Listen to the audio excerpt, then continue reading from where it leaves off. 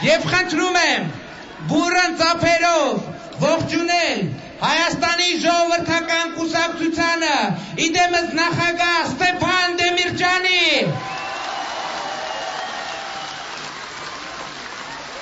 Հանրապետություն կուսակցությանը իդեմս նախագահ Արամ Զավենի Սարգսյանի, Հայոց համազգային շարժում կուսակցությանը իդեմս վարչության նախագահ Արամ Մանուկյանի, Սոցիալ-դեմոկրատ հնչակյան կուսակցությանը իդեմս ատենապետ Լյուդմիլա Սարգսյանի, ժողովրդավարական ուղի կուսակցությանը իդեմս նախագահ Մանուել Գասպարյանի, Ազատության կուսակցությանը իդեմս նախագահ Հրանտ Բագրատյանի, Ժողովրդավարական հայրենիք կուսակցությանը իդեմս նախագահ Պետրոս Մակեյանի, Հայրենիք և պատիվ կուսակցությանը իդեմս նախագահ Գառնիկ Մարգարյանի, Պահպանողական կուսակցությանը իդեմս նախագահ Միքայել Հայրապետյանի, Ազգային վերածնունդ կուսակցությանը իդեմս նախագահ Վաղարշակ Հարությունյանի, Ժողովրդի իշխանություն հասարակական քաղաքական նախաձեռնությանը իդեմս համակարգող Զոյա Թադևոսյանի, Հայաստանի լիբերալ կուսակցությանը իդեմս նախագահ Հովհաննես Հովհաննիսյանի, Հայաստանի կանաչների կուսակցություն նախագահ Արմեն Դովլաթյան, Հայոց հայրենիք կուսակցություն նախագահ Աշակ Բակլաչյան, Մարդու իրավունքների 96 կուսակցություն նախագահ Ռուբեն Թորոսյան, Քրիստոնյա ժողովրդավարական վերածնունդ կուսակցություն նախագահ Սոսկի Միշյան, նաև ողջունենք Այլընտրանք հասարակական քաղաքական նախաձեռնությանը, Հայ կամավորականների համախմբում հասարակական նախաձեռնությանը, բացի այդ, այն մարդիկ, ովքեր ամենօրյա աշխատանքով կերտել են այսօրվա մեր տոնը, Հայ ազգային կոնգրեսի իրավաճկան աջակցության կենտրոնի համակարգող Գագիկ Ջահանգիրյան,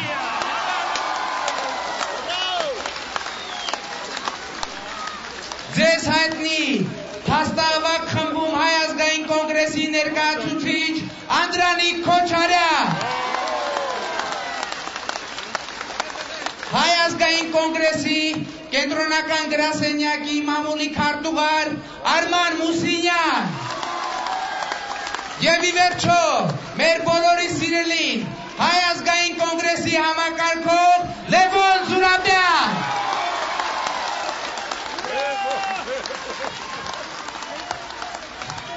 Լևոն, Լևոն, Լևոն, Լևոն, այժմ ելույթի համար ձայնը տրվում է Հայաստանի ժողովրդական կուսակցության քարտուղար Ֆելիքս Խաչատրյանի։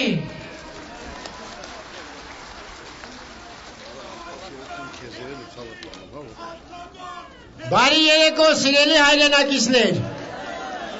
Դժվար է չէ հերոսներից հետո խոսելը, բայց ուրախացնում է ինձ այն, որ նրանք չեն միայն հերոսները նաև դուք եք։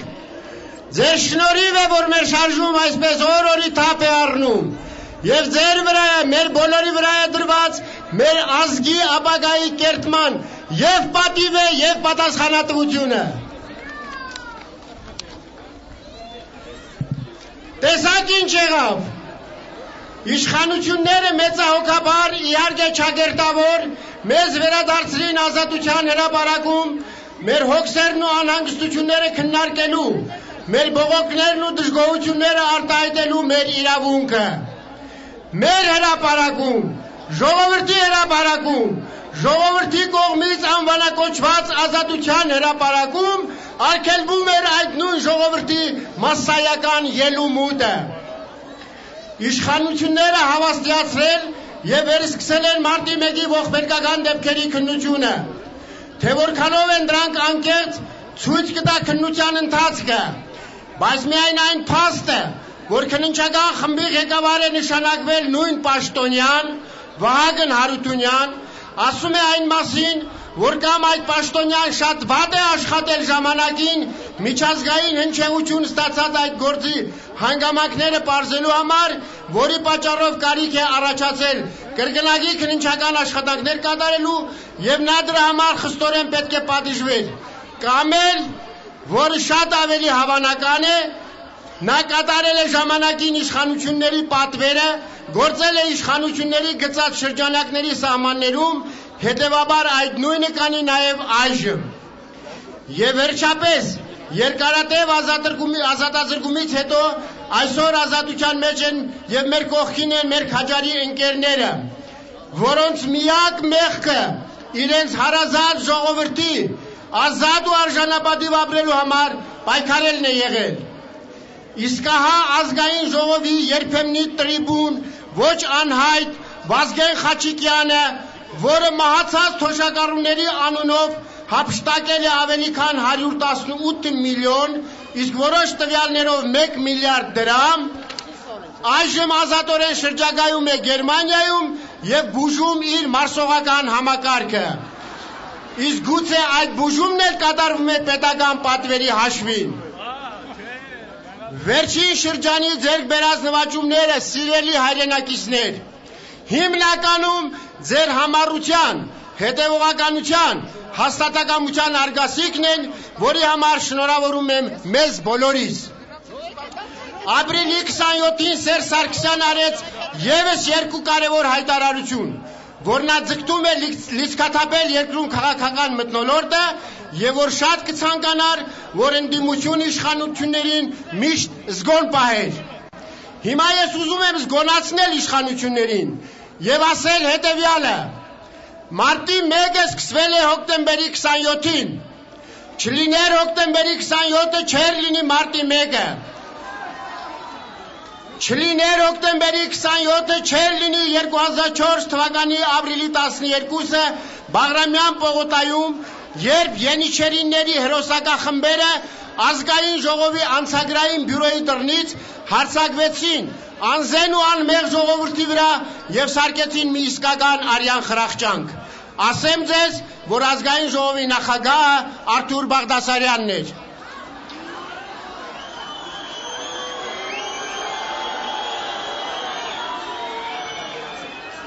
Իսկ հոկտեմբերի 27-ը ամենազազրելի, ամենաքստմնելի ոճրագործությունն է հայ ժողովրդի պատմության ամբողջ ընթացքում, որովհետև այն իրականացվեց հայի ձեռքով։ Իրենց աշխատանքային պարտականությունները կատարելիս գազանաբար սպանվեցին մեր ազգի նվիրալները, ազգային ժողովի նախագահ Կարեն Դեմիրճյանը իր երկու տեղակալներով, վարչապետ Վազգեն Սարգսյանը, պատգամավորներ ակադեմիկոս Միքայել Քոթանյանը, Հենրիկ Աբրահամյանը,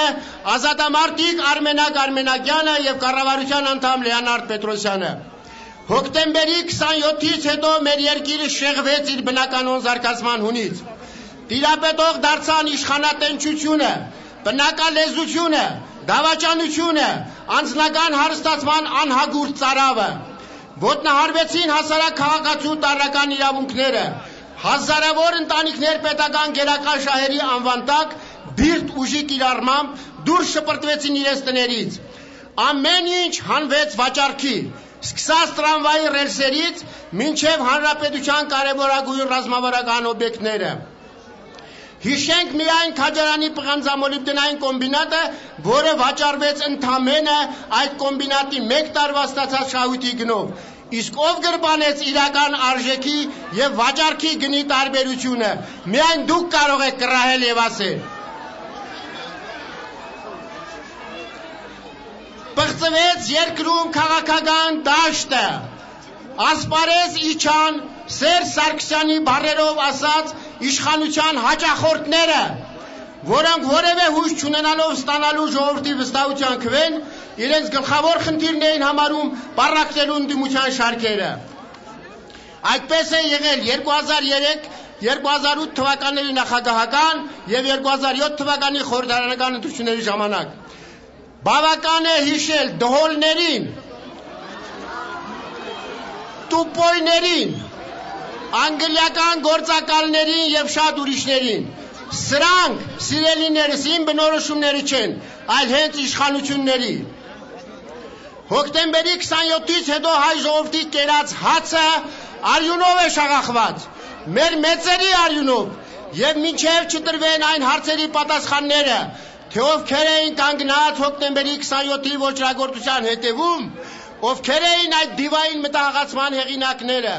ովքեր ծրագրեցին եւ կազմակերպեցին այն, հայ ժողովուրդը չի հանգստանա, չի մաքրվի մեր հացի միջի արյունը եւ ավելորդ է խոսել ազգային որևէ առաջընթացի մասին։ Այս հարցերը մեկ տասնամյակից ավելի է հուզում է ամեն մի ազնիվ հայի, լինի դա հայրենիքում թե սփյուռքում։ Իսկ հիմա ուզում եմ մի քանի հարցեր ուղղել իշխանություններին, իսկ պատասխանները ակնկալում եմ նաև ձեզանից, որովհետև կարծում եմ, որ ձեր պատասխանները կզգոնացնեն իշխանություններին։ Առաջին, հնարավոր է արդյոք այս իշխանությունների ժամանակ հասնել հոկտեմբերի 27-ի ոչրագործության լրիվ բացահայտմանը։ Եթե մեր երկրում ամենակոռումպացված կառույցը հանրապետության դատախազությունն է, հնարավոր է արդյոք այս իշխանությունների ժամանակ հասնել, այս իշխանությունների ժամանակ հասնել հոկտեմբերի 27-ի ոչրագործության լրիվ բացահայտմանը, եթե մեր երկրում կոռուպցիայի մակարդակով առաջին երկրորդ տեղերը բաժանում են միասին Հայաստանի դատարանները եւ դատախազությունը ասեցի։ Եվ երրորդ, հնարավոր է արդյոք այս իշխանությունների օրոք կազմակերպել նորմալ ընտրություններ, եթե ով զարմանք կոռուպցիայի մակարդակով հանրապետությունում երրորդ տեղում է կենտրոնական ընտրական հանձնաժողովը։ Աշխարհում կգտնեք եւս մի երկիր, որտեղ ընտրական հանձնաժողովները այս աստիճանի թաղված լինեն կոռուպցիայի ճահճի մեջ։ Այս գնահատականները նույնպես իմը չեն։ Դրանք Ամերիկայի Միացյալ Նահանգների միջազգային զարգացման գործակալության ուսումնասիրության արդյունքներն են։ Ահա մեր ներկա իշխանությունների վերջին տարիների քրտնաջան աշխատանքի արդյունքները։ Օրենքի եւ օրինականության համար պատասխանատու պետական կառույցները վերածվել են կոռուպցիայի որջերի։ Հիմա կարող եք ասել, թե ինչով են տարբերվում ներկա իշխանությունները իրենց նախորդներից։ Իմ կարծիքով բացարձակապես ոչինչով։ Դրանք մեր ժողովրդի համար օտար, նույն սիամական երկվորյակներն են։ Որն է ելքը։ Ելքը կարծում եմ միակն է, ազատվել այս հանցագործ իշխանություններից, ազատվել արտահերթ նախագահական եւ խորհրդարանական ընտրությունների միջոցով, ընտրությունների, բայց ոչ գործող ընտրական օրենսգրքով եւ ոչ էլ գոյություն ունեցող վարկաբեկված ընտրական հանձնաժողովների համակարգով։ Ուրեմն մեր գործը արդար է եւ մեր պայքարը պետք է հասնի մինչեւ հաղթական ավարտ։ Պայքար, մինչեւ վերջ։ Պայքար, մինչև վերջ։ Շնորհակալ եմ։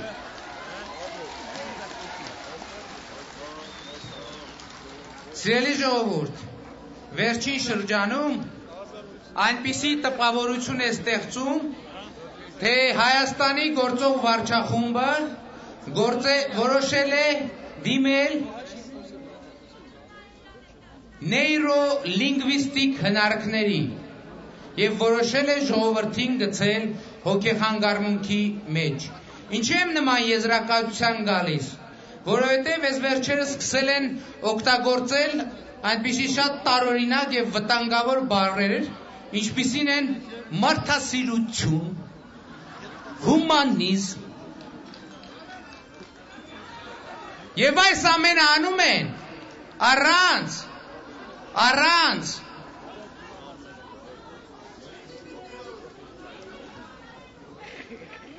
Եվ մարդասիրության մասին խոսում են իշխանությունը, ով Արցախյան ազատամարտի հերոսին, կյանքի եւ մահվան եզրագծի վրա գտնվող հերոսին 3 տարի պահել է զնդանում։ Եվ մարդասիրության մասին խոսում է այն իշխանությունը։ Իրոպե, բա 3 ամիս է։ 3 տարի 3 ամիս։ Տոկոսով քատուցեմ իշխանություններին։ Մարդասիրության մասին խոսում է այն իշխանությունը, որ ուղղակի արհամարելով, ոտնատակ տալով, մարտի 1-ի 10 զոհերի, հարազատների կսկիծը ուզում էր փակված համարել մարտի 1-ի էջը։ Այդ իշխանության համար մարդկային կյանքերը նիկոյանական հանձնաժողովի էջեր են,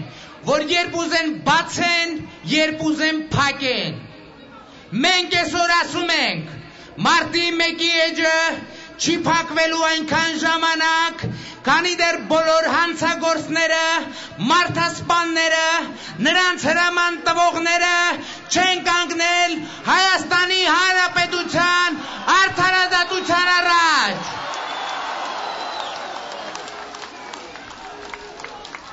Մեր ընտրությունը պարզ է,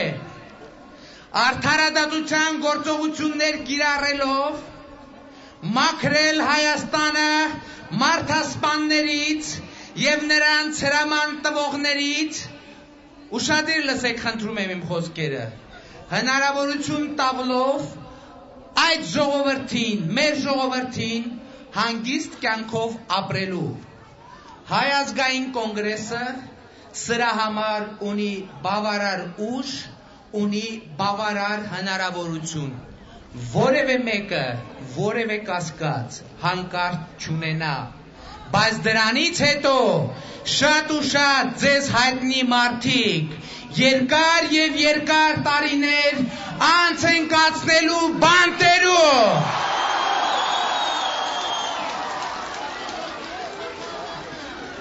Այժմ ելույթի